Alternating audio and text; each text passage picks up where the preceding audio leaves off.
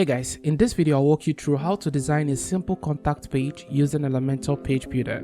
Having worked on different website projects, this one in particular I wanted to share with you, and there is something particularly different about this, and it's about the clarity of its purpose.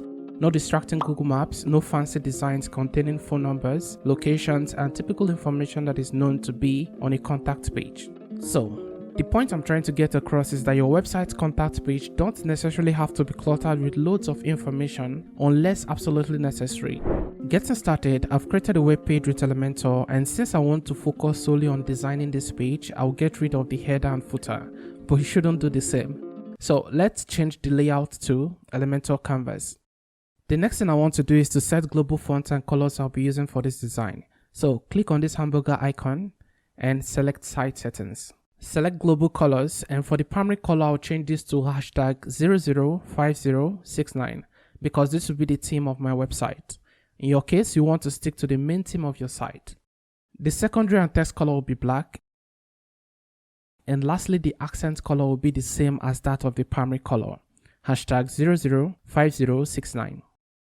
We also have the options to add custom colors here, so I would add the color I'll be using for the inner section, which will be hashtag triple F5s. Now let's head back and select global fonts. The primary font family will be Roboto, and the secondary font family Inter. The rest I can leave as is since I'll be using just these two fonts. Let's hit update, close this up, and now we can begin with our design. So starting out, we're going to be taking our design reference from this page. So let's head back to our design canvas, and the first thing we want to do is to add in the new section. So I'm just going to click on this, and for the structure type, we want to select just one column. Now the next thing we want to do is to change the content width from box to full width. And now we can move on to changing its background color. So I'm just going to head on to style, and for its background type, we want to select classic, and for the color, click on this web icon and then change this to our primary color. Now the next thing we want to do is to add in paddings to this column. So when we start adding in our widgets, we'll have a spacing just as we do have here to the top and also to the bottom. Alright, so heading back to our design canvas, I'm just going to select this column, head on to advanced, unlink overlays for the padding, and then make the top 50 pixels, and the same goes for the bottom.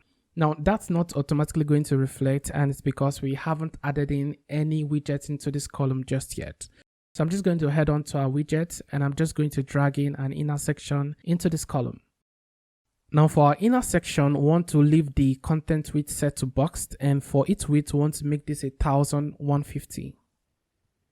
Okay, so once we've done that, let's delete one of this column.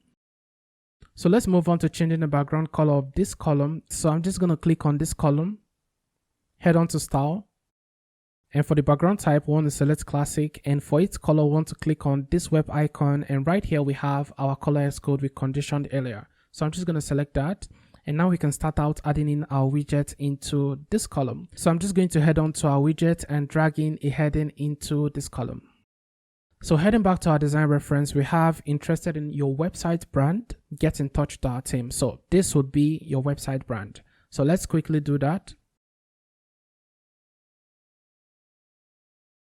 Now, just as we do have here, we have a break between interested in website and get in touch. Now, for us to do that, I'm just going to add in this special character in here and then add in a BR in between. And that should automatically create this break in between interested in website and get in touch with our team. So I'm just going to center align this, head on to style. And for the text color, I want to click on this web icon and change this to secondary. So that will be black. And for the typography, we want to leave this set to primary. So let's click on this pencil icon, and for its font size, we want to make this 35 pixels. And for its weight, we want to leave this set to 600. And for the line height, we want to change this to pixels and then make this 50 pixels for the line height. Now, the next thing we'll have here will be a text editor. So we are a team of creatives passionate about web design. How can we help? Heading back to our design canvas, I'm just going to head on to widgets, drag in a text editor directly underneath our first heading, and I'm just going to change this text to what we have on our design reference. Once we've entered in our text, right here we have a break between website design and how we can help. So heading back to our design canvas, we want to switch from visual to text. And right here, we can simply add in the break we did in here for interested in website and get in touch with our team. So I'm just going to add in this special character and then in between adding a BR, and that's automatically going to create that break we want. Now let's head on to style. And for the alignment, we want to center align this. And for it text, we want to leave this set to black. For the typography, we want to leave this set to primary. So I'm just going to select primary, which will be Roboto. And for its font weight, we want to make this 80 pixels. And for its height, we want to make this 400. Now, once we've done that, we want to add in a margin to the top. So we'll have a spacing between our text editor and then our forms widget.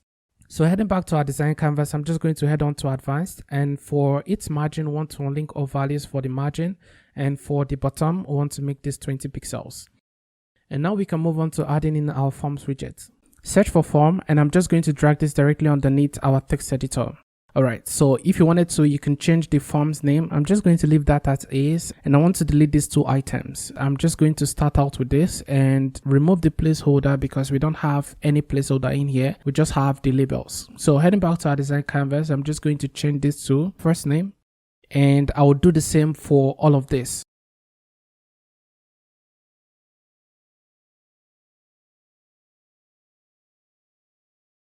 Okay, so once we've added in our last item, what we want to do for the text area will be changing the rows to 10. And now we want to make all of this required. So I'm just going to toggle this to yes.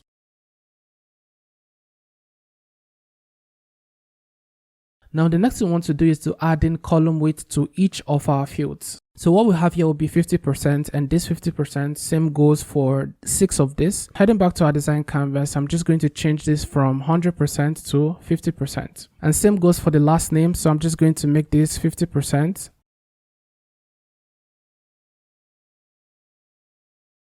Okay, so once we've done that, this is pretty much how it's going to look like from your end. So I'm just going to scroll down this section, and for the input size, we want to leave this set to small.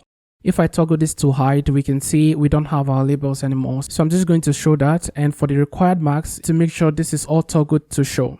Okay, so once I've done that, I can now move on to our buttons tab. Let's open this up. For its size, we want to leave this set to small. For the column weight, we want to make this 100%. And for its alignment, we want to center align this. Change this from send to submit request. I'm just going to leave this set to none. So our actions after submit, we want to collect submissions, and this will be sent to our website backend. And obviously we want an email to be sent to whatever email you want it to be sent to. And lastly, if you wanted to add in additional options in here, you can just do that and make further customizations afterwards. So once we've done all we need to for this field, I'm just going to head on to style. And for its column gap, that is the gap between each of our columns, we want to make this 30. And for the row gap, that is the gap between each of our fields, we want to make this 50. Moving on to its label, we want to add in a little bit of space between our fields and labels. So I'm just going to make this 5. And for its text color, we want to leave this set to black. For the mark color, I'm just going to click on this web icon and change this to secondary. Now for its label typography, I'm just going to click on this web icon and then change this to secondary. So that will be inter. And click on this pencil icon to change its font size. And for its font size, we want to make this 18 pixels. And for the font weight, we want to leave this set to 400. Since we don't have any customizations to make to the HTML field, I'm just going to leave that as 8. So let's move on to the fields tab. For the text color, we want to click on this icon box and we want to change this to hashtag 222B. Okay, so coming out of that, for the typography, we want to click on this and change this to secondary. For the field's font size, we want to make this 18 pixels. And for its font weight, we want to leave this set to 400. And for the background color, we want to leave this set to white. For its border color, we want to change this to the same as we have for our website brand. So I'm just going to click on this and then change this to primary. So that's automatically going to reflect in there. And for the border width, we want to make this 2 pixels. Now for the border radius, I'm just going to make this 0 just to get rid of the border radius we have in there. Now let's move on to our buttons tab. So I'm just going to scroll down and we can start out making customizations to this. So starting out with the typography, I'm just going to click on this web icon and change this to inter. And for its font size, we want to make this 16 pixels. And the weight, we want to make this 500. Okay, so I'm just going to come out of that. And for the border type, we want to leave this set to none. For the background color, we want to leave this set to our theme's color. For the text color, we want to leave this set to white. And the same goes for our previous button. Coming down to our border radius, I'm just going to make this 0 pixels. And for the text padding, I'm going to unlink all values here. And for the top, we want to make this 20. Same goes for the bottom, make this 20. And for its right, we want to make this 80 pixels. And same goes for the left, make this 80 pixels. Okay, so that sums it up for styling our button. The next thing we want to do is to add in a border in this particular column. So just as we do have here, we'll have a border around our form. So for us to do that, I'm just going to click on this column, select style, and I'm just going to open up border. And for the border type, we want to change this to solid. And for its width, we want to make this 20 all around. And for its color, I'm just going to click on this box icon and then change this to white. The next thing I want to do is to add in paddings to this particular column. So I'm just going to head on to advanced, unlink all values here. And for the top, we want to make this 100. Same goes for the bottom, make this 100. And for the right, we want to make this 150. And same goes for the left, make this 150. And if I close this up, this is pretty much what we get after we've made the necessary customizations. So let's open this up, and now we can move on to our laptop's responsiveness. So I'm just going to click on responsive mode and select laptop. For the laptop responsiveness, we don't have much to do in here aside getting rid of the padding set to this column and then reducing the padding set to this column. So since we already have this selected, I'm just going to head on to paddings and then make this 50 pixels around. And this is pretty much how it's going to be looking like after we've done that. Okay, so let's move on to getting rid of the padding set to this column. So I'm just going to make this 0 all around, and that's automatically going to get rid of the paddings to the top and the bottom. So let's move on to our tablet responsiveness. Now, there isn't much to do for our tablet responsiveness, just as we did for our laptop. I'm just going to open this up, and then we can start out with this column. Selecting this column, instead of having this set to 50 pixels all around, we could make this 40. Now we could still make further customizations with reducing our text. So I'm just going to select this, head on to typography, and for its font size, change this from 35 to 30. And the same goes for our text editor. So I'm just going to select this, head on to style. For its typography, click on this pencil icon and then change this to 16 pixels. And the same goes for our fonts. So I'm just going to select this, head on to the fields tab, and for its typography, click on this pencil icon and change this from 18 to 16 pixels. Now, if I close this up, this is pretty much how it's going to be looking like on a desktop screen. Now, once we're done with this, we can now move on to our mobile responsiveness. So I'm just going to select that. So for its mobile responsiveness, let's start out with this column. So I'm just going to open this up and select this column. And right here for our padding, we want to unlink all values here. And for its top, we want to make this 20 pixels. Same goes for the bottom, make this 20 pixels. And for the right, let's make this 15. And same goes for the left, make this 15 pixels. Okay, so once we've got that settled, let's get rid of this border which we added in for our desktop responsiveness, laptop, and tablet.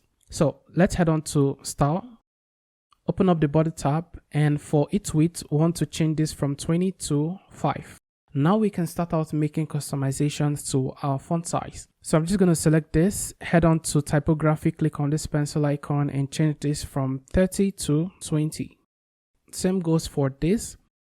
Typography, click on this pencil icon and change this from 16 to 14. Now the next thing I want to do is to reduce the font size of our label. So I'm just going to click on this forms widget, head on to typography, change this from 18 to 14 pixels. Next, we want to reduce the font size of our fields typography. So I'll just open up the fields tab, and for its typography, change this from 16 to 14 pixels. And now you can move on to adding back your website header and footer. If you did get value from this video, I really appreciate if you hit the like button, subscribe if you'd like to see more videos like this, and I'll see you in the next one.